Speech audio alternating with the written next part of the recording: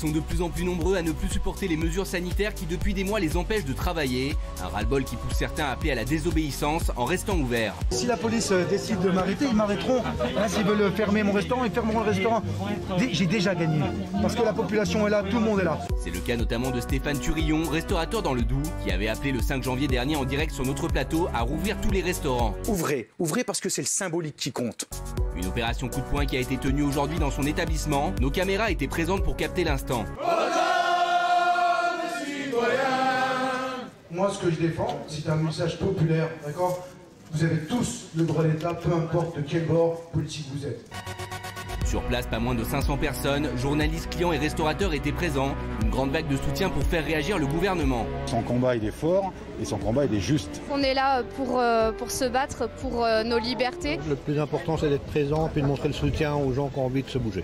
Un mouvement très encadré, mais qui pourrait motiver d'autres restaurateurs à faire de même. Le ministre de l'économie, Bruno Le Maire, a justement tenu à mettre en garde les frondeurs. Ceux qui ne respectent pas les règles n'auront plus de soutien de la part de l'État. Alors, les restaurateurs ont-ils bien fait de se rebeller ?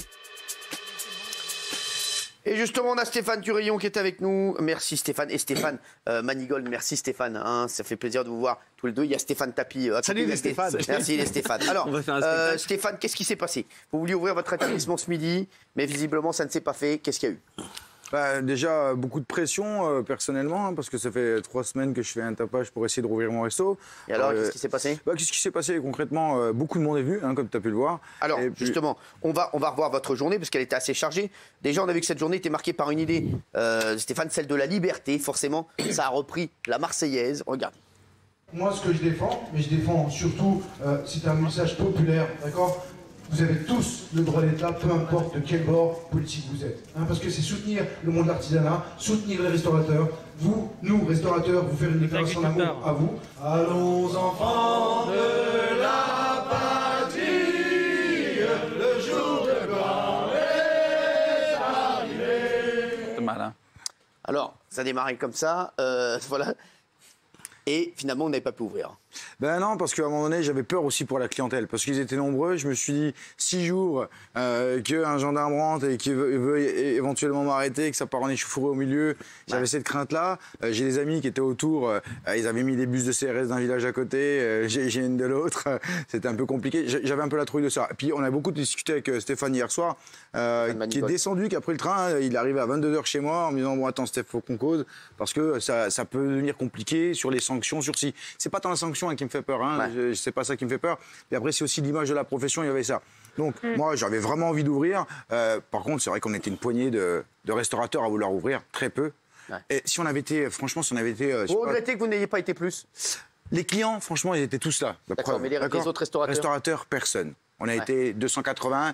Hier soir, on a passé la soirée à appeler tous les restaurateurs avec Stéphane. Qu'est-ce que vous disiez les autres restaurateurs? Ah ben pourquoi on fait pas ça? Je dis écoute, parce qu'à un moment donné, là, avec la décision qu'ils vont prendre, on sait qu'il y en a une qui va tomber, ça peut faire mal. Et puis éventuellement, ils voulaient peut-être faire enlever les licences 4. Ils voulaient enlever les droits d'exploitation. C'est-à-dire que si moi demain ils m'enlèvent la licence 4 de droit d'exploitation, tu vends la maison puis terminé quoi. Il y a plus d'entreprise, ils tuent l'entreprise. Donc moi je voulais pas faire ça. Stéphane ne voulait pas non plus. On s'est concerté, on a chanté des chansons, bu un peu de vin ensemble pour se détendre, voilà, parce qu'il y avait pas mal de pression. Et puis ouais, j'ai abdiqué.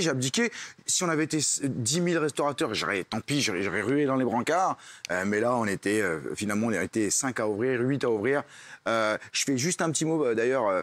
Le Front National, d'accord, vous n'avez rien à foutre avec nous les restaurateurs. Parce que la première chose que je vais vous dire, c'est Katia Boucher. Elle m'a appelé, moi en premier, d'accord. Nous, on va essayer de l'aider. Vous servez à rien. Alors restez chez vous.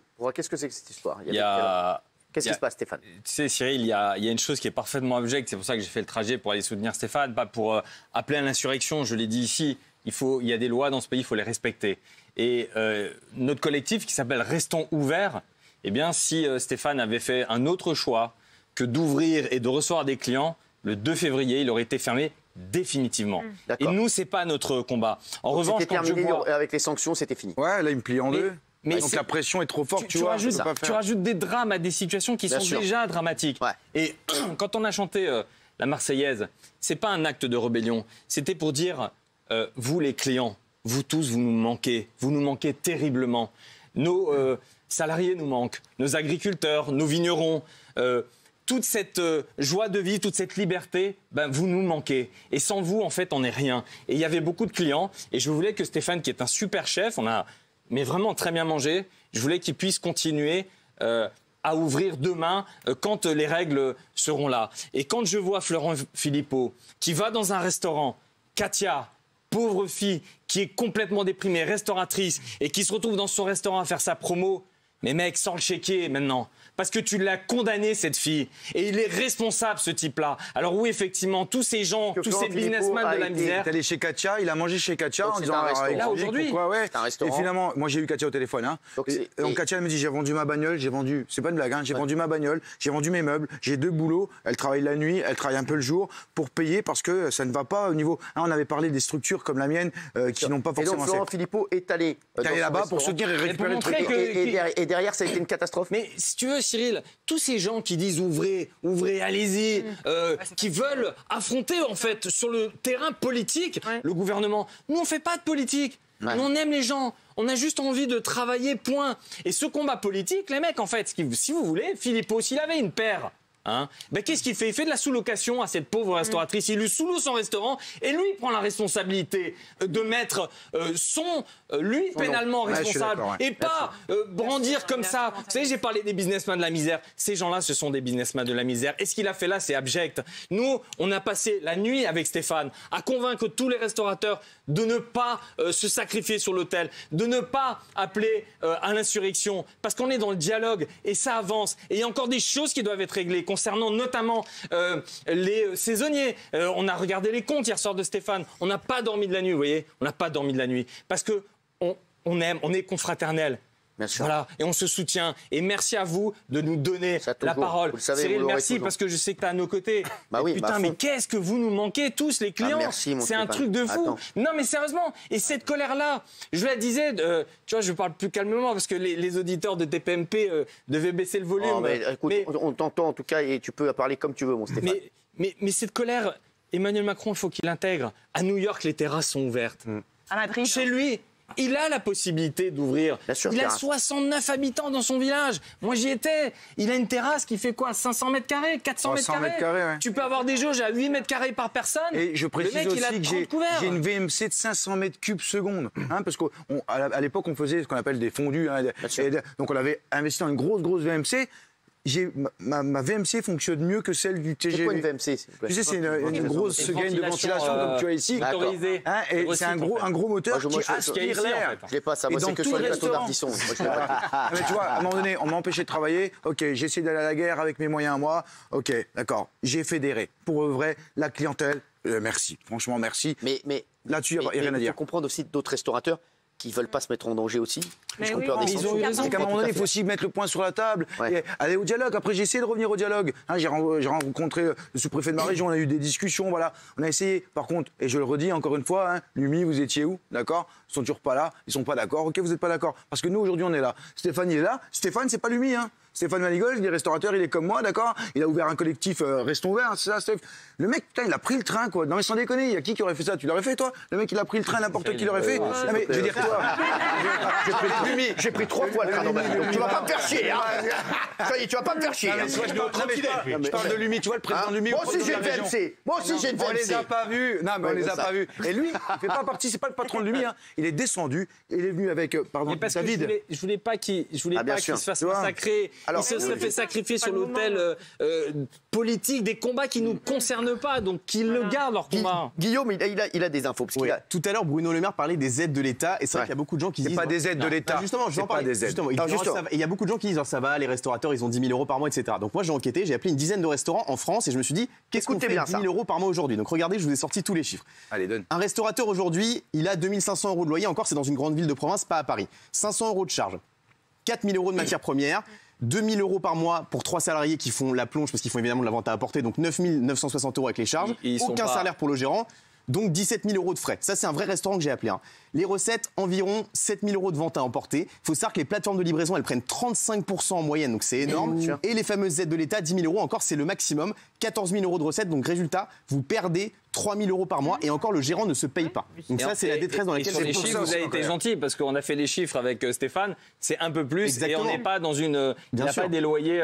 J'ai pas de salaire, pas possibilité de faire une collecte, c'est vrai ou pas? C'est pas possible. On peut pas faire. Parce que dans la tête des gens, les gens se disent 10 000 € c'est énorme. En fait, ça paye même pas. Mais merci d'avoir fait cette démonstration. Ça, faut le dire aux gens. Parce que ça, c'est pas assez dit. Et effectivement, il y a des ajustements qui sont à faire. Et moi, je le dis à tous les chefs d'entreprise, les restaurateurs, parce que nous, le collectif Restons Ouverts, c'est tout le monde. C'est les théâtres, les loisirs, tous ceux qui sont non essentiels, les artisans et également les indépendants qui sont aujourd'hui massacrés. Les extras, on a réussi à dialoguer, à obtenir. Alors, 100 € par mois. Il y a votre avocat ce matin qui avait dit que vous alliez ouvrir malgré les menaces. Moi j'étais prêt, hein. Franchement j'étais prêt à ouvrir jusqu'au bout. Pourquoi? Parce que je voulais vraiment défendre mon droit de travailler et mon droit de liberté. Si Stéphane n'avait pas été là, honnêtement, je sais pas si j'aurais ouvert honnêtement, mais voilà. On n'a pas dormi. Mais il y avait beaucoup de monde. Il y avait quand même beaucoup de monde. Et j'avais peur de ça. Je m'étais dit, imagine qu'un mec se fasse blesser par un gendarme. Parce que, on a remercié les gendarmes. Extraordinaire. Le général, franchement, ils sont venus. Extraordinaire. Le directeur de cabinet du préfet, il était gens de dialogue. Ils étaient quand même remontés. Parce qu'il les a excités. Il y avait quand même le GIGN qui était garé pas très loin, faut le dire. Donc les mecs, ils sont quand même venus en mode. Et puis quand on a ouvert le dialogue. En fait, tout s'est très bien passé. Mais j'avais peur que quelqu'un soit blessé. On leur a dit, mais nous, on n'est pas des sauvages, on veut juste travailler. Et ça s'est bien passé. Ouais, c'est la démonstration type qu'il faut absolument que les régions, aujourd'hui, soient responsables. Et elles le sont, et elles demandent que ça auprès de l'État, de pouvoir décider d'une ouverture, d'une fermeture. Le nombre de commerçants, le nombre de restaurateurs qui ont investi des milliers d'euros pour ça, ne serait-ce que millions ça. Même. Ne serait-ce que ça. Pour faire quoi? Pour ouvrir 2 mois et on ferme boutique derrière. Ils sont à l'agonie. Et le plus dégueulasse, franchement, parce que humainement, je trouve ça gerbé. Je l'ai vu dans ton émission venir dire qu'il allait ouvrir. Il y a un côté révolte, il y a un côté j'en peux plus. Là, ce qu'il leur donne, là, les 20% du chiffre d'affaires, parce que c'est pas 10 000 €, c'est 20% du chiffre d'affaires. Ou 10 000 €. Ou 10 000 €. C'est la perte d'exploitation. C'est bien, ok. Sauf que mieux qu'ailleurs. C'est bien. Plus taxé, plus donné. Sauf que le matin même, tu vas à la radio et tu dis attention, si tu ouvres, je te les enlève. C'est Bruno Le Maire. Et je t'enlève la licence 4 et je te fais. C'était ce matin sur RTL, la deuxième radio. C'est minable. Tu vas faire passer le message par les préfets, par les régions. Tu apaises. Ça a été fait, ça a été fait, les messages les ont passés. Nicolas. Tu apaises moi, je suis très calme. Et donc, vous considérez, vous, restaurateurs, moi, j'adore les restaurants, je rêverais d'aller au restaurant tous les jours. Donc, déjà, vous considérez qu'il n'y a aucun risque aujourd'hui à ouvrir un restaurant. Il n'y a pas d'études. Il n'y a pas d'études. Non, mais d'accord, ok, mais vous n'êtes pas médecin, moi non plus. Okay. Qu'il fasse une étude. Je trouve qu'il y a un truc quand même insultant. Moi, j'entends parler des restaurateurs que j'adore tout le temps. Il y a les chefs d'entreprise qui rament. Il y a les étudiants qui sont au bord du gouffre. Ça tombe bien, on en parle à chaque fois. Non, mais c'est pas ça. Il y a pas que les restaurants. Je veux dire, aujourd'hui, c'est une crise sociale sans précédent. On en a parlé ici, les étudiants. Non, mais c'est pas ça, mais je vous entends, mais à un moment donné, 50 personnes dans un restaurant, c'est Gad Elmaleh qui avait raison. Pourquoi on laisse partir des gens dans les avions qui enlèvent le masque pour bouffer? Je suis totalement d'accord avec lui. C'est un non-sens. Non, mais là, on parle des terrasses. C'est quoi ta solution? New York, les terrasses. C'est quoi ta solution? Ta solution à toi, c'est quoi? Mais hélas, la solution, t'as pas de solution. C'est qu'il faut la fin de cette pandémie. Et pour la fin de cette pandémie, hélas, il faut que ce soit un confinement total. C'est ce que je pense. Et c'est ce que j'entends des professeurs et des médecins et des politiques. Moi, j'ai une question très précise pour vous, Stéphane Thurillon. Oui, monsieur. Vous aviez annoncé vraiment, avec tout mon respect, vous aviez annoncé vraiment très fort, je vais ouvrir. Bien sûr. Et aujourd'hui, vous n'avez pas ouvert. Vous venez d'expliquer pourquoi. Selon nos informations, en fin de semaine dernière, vous avez rencontré le préfet.